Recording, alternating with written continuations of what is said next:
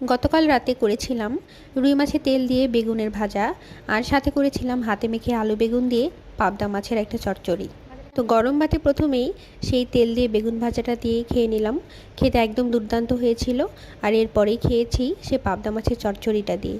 তো চলো আমি এটা কিভাবে রান্না করেছি সেটাই আজকে তোমাদের সাথে শেয়ার করি। এভরিওয়ান, আমি অনন্যা।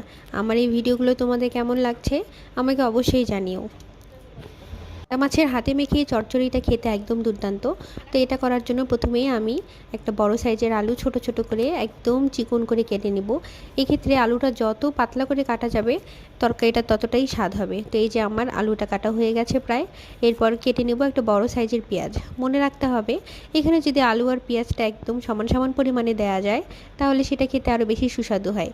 কিন্তু আমি যেহেতু বেশি পেঁয়াজ খাবো না, তাই মোটামুটি একটা বড় সাইজের পেঁয়াজ দিয়েছি।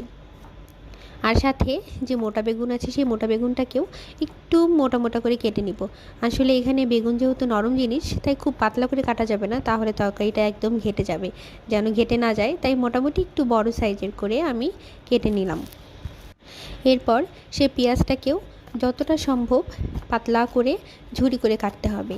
আসলে পেঁয়াজ আলু সব কিছু যদি এক সাইজের করে সেটাকে রান্না করা যায় তাহলে সেটা সবসময় অনেক বেশি সুস্বাদু হয়, সেতে স্বাদটা বেশি বেরিয়ে আসে। আর এরপরে কাঁচামরিচটাকেও ফালি করে নিলাম। এরপর আলু বেগুন ধুয়ে সেটার উপরে পেঁয়াজটাকে দিয়ে দিলাম। এরপর একে একে বাকি সব মশলা যেমন লবণ, হলুদ, হাফ চামচ জিরা গুঁড়া আর বেশ খানিকটা কাঁচা সরিষার তেল দিয়ে এটাকে প্রায় 10 মিনিটের মতো হাতে মেখে নেব। এখানে যেহেতু রান্নাটা একদম কাঁচা রান্না হবে, কোনো রকম ভাজাভাজি হবে না, তাই চেষ্টা করতে হবে যতটা সম্ভব হাত দিয়ে ভালোভাবে মাখার জন্য।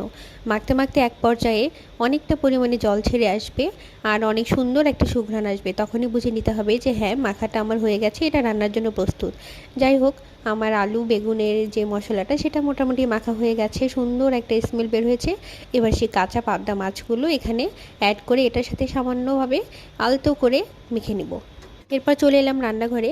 একটা কড়াইতে সে আলু বেগুন আর মাছের মাখানোটা দিয়ে সামান্য পরিমাণে জল দিয়ে দেবো সিদ্ধ হওয়ার মতো, দিয়ে অল্প আঁচে ঢেকে দিব প্রায় 15 মিনিট পর। এই যে আমার রান্নাটা প্রায় হয়ে গেছে। এবার শেষের দিকে নামানোর আগে একটু ধনেপাতা দিয়ে দিব। Thank you for watching my videos.